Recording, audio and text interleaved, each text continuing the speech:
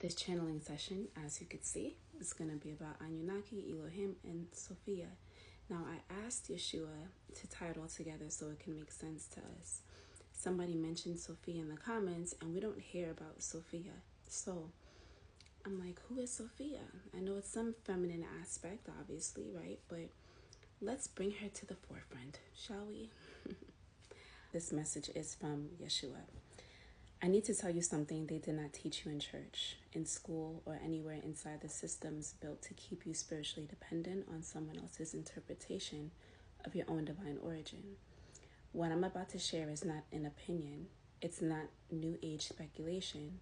It is a convergence of ancient records from multiple civilizations that were kept deliberately separate so you would never notice they were telling the same story. I lived inside that story. I came to correct what had been distorted. And I'm speaking now because the time for partial truth is over. Okay. Who are the Elohim? If you grew up in a Christian, Hebrew, or Islamic tradition, you were taught that God is singular, one being, all-powerful, creator of everything. But the original Hebrew text tells a different story. The word translated as God in Genesis is Elohim, and it is plural. When Genesis 1 verse 26 says, "Let us make man in our image," that word "us" is not a mistake. It was not a royal we. It was not the Trinity. It was a council of divine beings speaking together. Elohim literally means gods, plural, divine beings, a collective. The singular form is El, the Most High, Elyon, is the supreme source above all of them. But the ones doing the creating, the governing, the interacting with humanity, that was the Elohim, a council, a hierarchy, multiple beings with different agendas. This one word, hidden in plain sight in the very first chapter of the book they handed you, changes everything you were taught about the origin of humanity. I knew this. The teachers of my time knew this.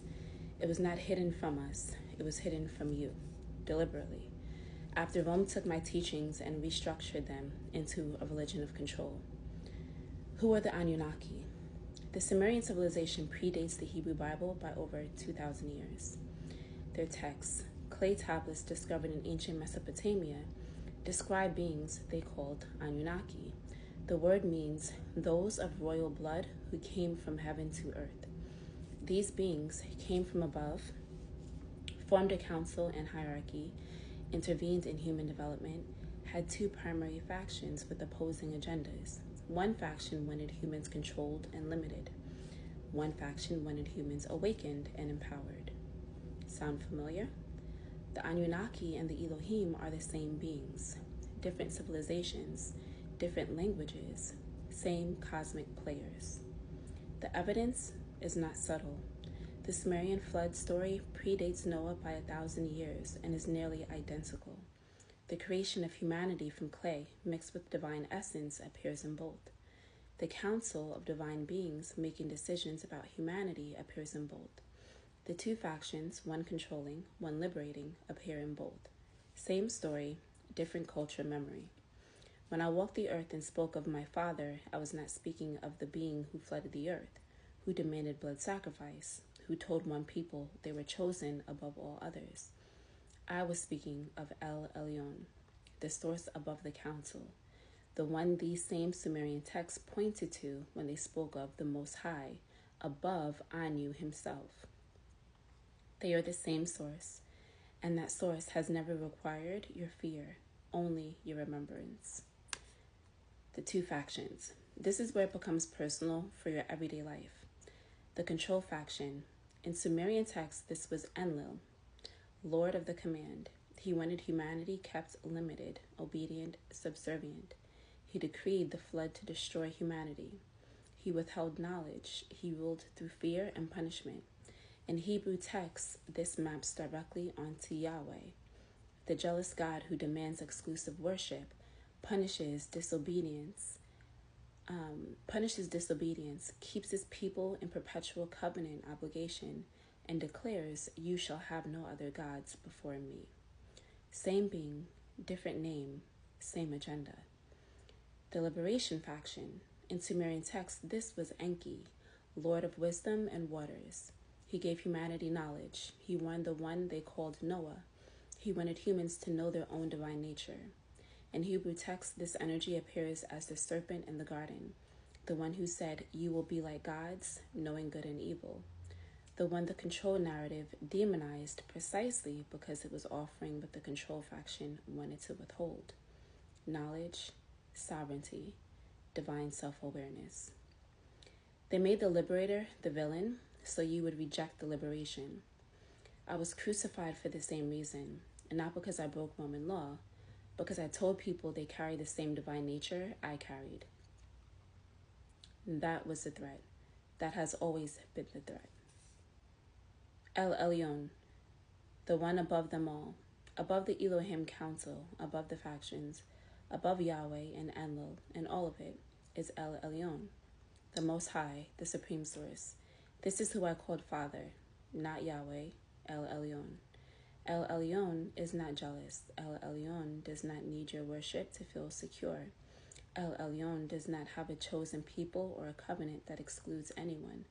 Elyon is the universal source from which all consciousness originates and to which all consciousness returns.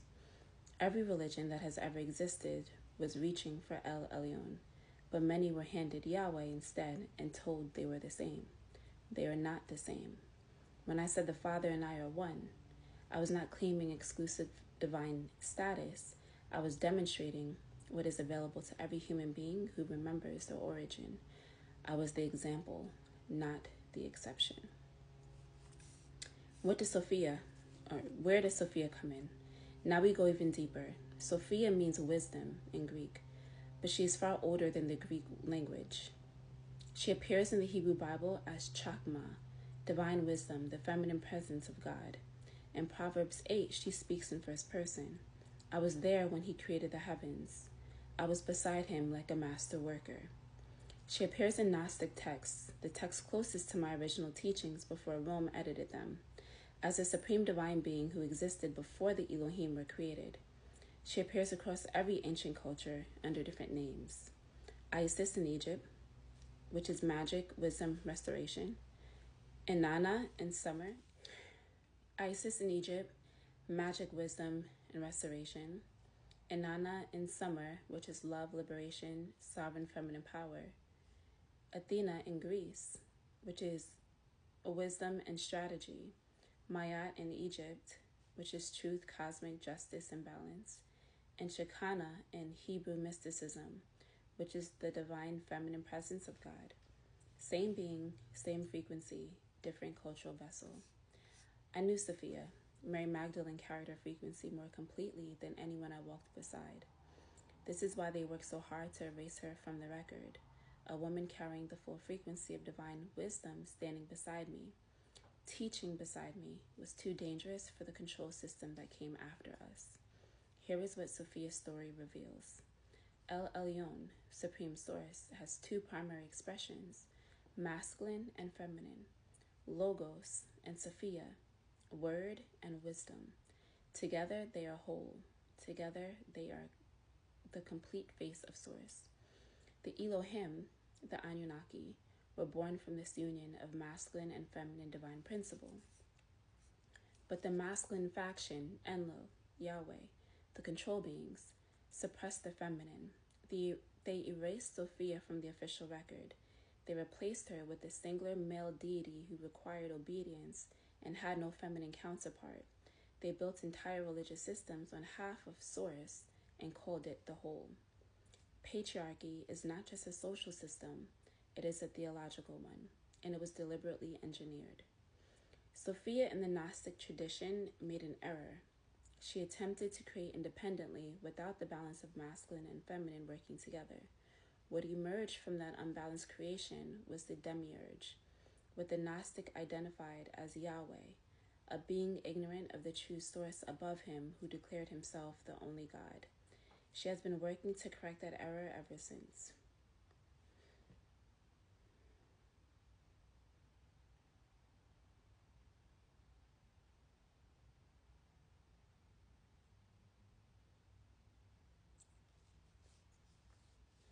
The rising of the divine feminine you feel in the world right now, the awakening, the remembering, the reclaiming, that is Sophia completing her correction. The complete picture. Let me lay it out clearly for you. Elyon, Supreme Source, the one above all, masculine and feminine united. This is who I pointed to when I said Father. I don't know what that was. I saw it in my peripheral, but it's nowhere. There's no bug around me, but I did catch that. Anyway, this is who I pointed to when I said Father. This is who your spirit recognizes when it goes deepest in prayer or meditation or in the silence between thoughts. Sophia, the divine feminine wisdom. Okay, the presence around me is really strong. I need you to turn it down just a little bit. And if you are not of the light, you need to return to the light.